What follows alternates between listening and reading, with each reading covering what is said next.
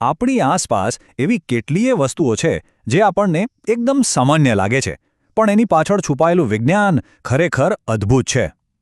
ચાલો આજે રોજિંદા જીવનની 4 એવી ઘટનાઓ પાછળના વિજ્ઞાનને જરા નજીકથી જોઈએ. ક્યારેય વિચાર્યું છે કે સાબુ મેલને કેવી રીતે ગાયબ કરી દે છે? કે પછી સૂરજ ડૂબે ત્યારે આખું આકાશ લાલ કેમ થઈ જાય છે? પાણીમાં સ્ટ્રો મૂકીએ તો એ વાંકી કેમ દેખાય છે? અને આપણા શરીરમાં સતત ચાલતો પંપ, આપણું હૃદય, એ ખરેખર કામ કઈ રીતે કરે છે? ચાલો આ બધા સવાલોના જવાબ શોધીએ. આજે આપણે આ 4 બાબતો પર નજર નાખીશું, હૃદયની અનોખી સિસ્ટમથી લઈને સાબુની સફાઈ કરવાની શક્તિ સુધી. તો તૈયાર થઈ જાઓ, આ સફર ખરેખર રસપ્રદ રહેવાની છે. તો ચાલો શરૂઆત કરીએ આપણા શરીરના એન્જિનથી, એટલે કે આપણા હૃદયથી.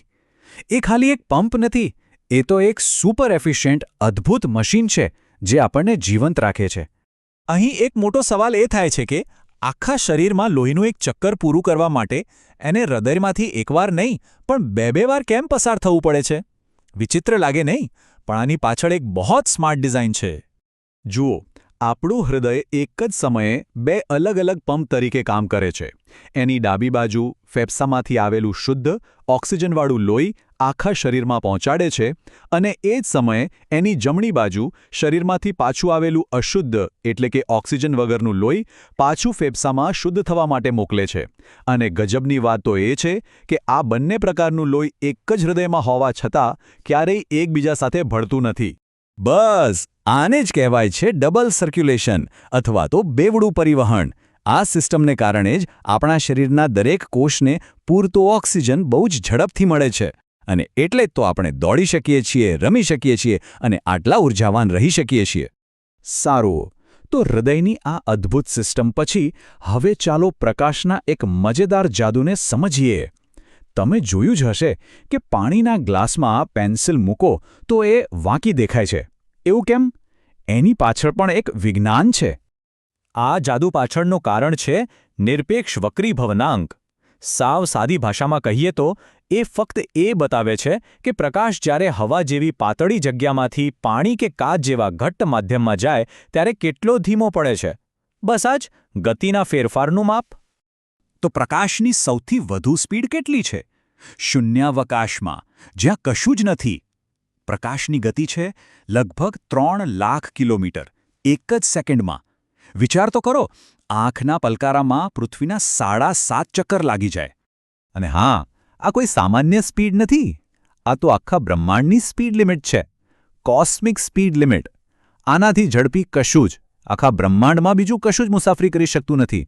હવે જો શૂન્યાવકાશમાં સ્પીડ સૌથી વધારે હોય તો એનો સીધો મતલબ એ થયો કે બીજા કોઈપણ માધ્યમમાં, પછી એ પાણી હોય, કાચ હોય કે હીરો, પ્રકાશની સ્પીડ ઓછી જ થવાની. બરાબર ને? અને બસ એટલે જ વક્રીભવનાંકનો આંકડો હંમેશા 1 કરતાં વધારે જ આવે છે. પ્રકાશની આ જ રમત આપણને રોજ સાંજે આકાશમાં જોવા મળે છે. સૂર્યાસ્ત વખતે આકાશમાં જે કેસરી અને લાલ રંગોની છોડો ઉડે છે એની પાછળ કોઈ કલાકાર નહીં પણ શુદ્ધ ભૌતિકશાસ્ત્ર છે. જુઓ, સૂર્યપ્રકાશમાં મેઘધનુષના બધા રંગો હોય છે. હવે એમાં જે વાદળી રંગ છે એની તરંગ લંબાઈ એટલે કે વેવલેન્થ ટૂંકી છે, એટલે વાતાવરણના કણો સાથે અથડાઈને બહુ જલ્દી ચારે બાજુ ફેલાઈ જાય છે.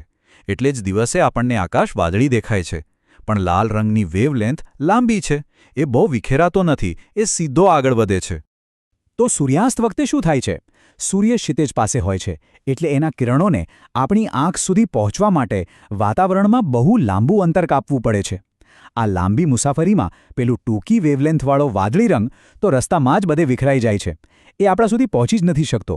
પણ પેલો લાંબી વેવલેન્થવાળો લાલ અને કેસરી રંગ એ સીધો આપણી આંખો સુધી પહોંચી જાય છે.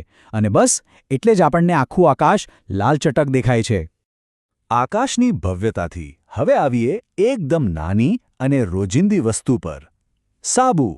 સાબુ મેલ કેવી રીતે સાફ કરે છે એની પાછળનું રસાયણશાસ્ત્ર કોઈ સિક્રેટ મિશન જેવું જ છે ખરેખર. સાબુનો એક અણુ છે ને, એ એક જાસૂસ જેવો છે. એના 2 ચહેરા છે. એક છે એનું માથું, જેને પાણી બહુ ગમે, અને બીજી છે એની પૂંછડી, જેને પાણીથી સખત નફરત છે, પણ તેલ અને ચીકાશ એને બહુ ગમે છે. હવે જેવો સાબુ તેલવાળા મેલના સંપર્કમાં આવે એટલે પેલી તેલને પ્રેમ કરતી પૂંછડીઓ તરત જ દોડીને મેલના કણને ચારે બાજુથી વળગી પડે છે, એકદમ મજબૂતીથી એને પકડી લે છે. અને એ જ વખતે પેલું પાણીને પ્રેમ કરતું માથું એ બધા બહારની તરફ ગોઠવાઈ જાય છે, જાણે મેલના કણની આસપાસ એક રક્ષણાત્મક કવચ બનાવી દીધું હોય. આ કવચ બહારના પાણીના સંપર્કમાં રહે છે. આ જે આખો ગોળો બન્યો, જેમાં અંદર મેલ કેદ છે અને બહાર પાણીનું કવચ છે, એને વૈજ્ઞાનિક ભાષામાં કહેવાય છે મિસેલ. સમજો કે મેલ માટે આ એક પરફેક્ટ જેલ છે, જેમાંથી એ બહાર ન નીકળી શકે. પછી શું? આપણે જ્યારે હાથ ઘસીએ કે કપડાં બ્રશ કરીએ ત્યારે આ જેલ જેવો મિસેલ મેલને સપાટી પરથી ઉખાડી લે છે, અને બહાર તો પાણીનું કવચ છે જ, એટલે પાણી આવે અને આખી જેલને પોતાની સાથે સહેલાઈથી વહાવીને લઈ જાય. બસ, થઈ ગઈ સફાઈ. તો જોયું, આપણા હૃદયના ધબકારાથી લઈને આકાશના સુંદર રંગો સુધી અને છેક આપણા હાથ સાફ કરતા સાબુ સુધી દરેક જગ્યાએ વિજ્ઞાનના કેટલા મજેદાર નિયમો છુપાયેલા છે. આ બધું આપણી નજર સામે જ છે. કોઈ જાદુ નથી, બસ શુદ્ધ વિજ્ઞાન છે. આ તો ખાલી 4 ઉદાહરણ હતા. હવે વિચારો, આપણી આસપાસ એવી બીજી કેટલી રોજિંદી વસ્તુઓ હશે જે આપણને જાદુ જેવી લાગે, પણ વાસ્તવમાં એની પાછળ આવું જ કોઈક રસપ્રદ વિજ્ઞાન છુપાયેલું હોય.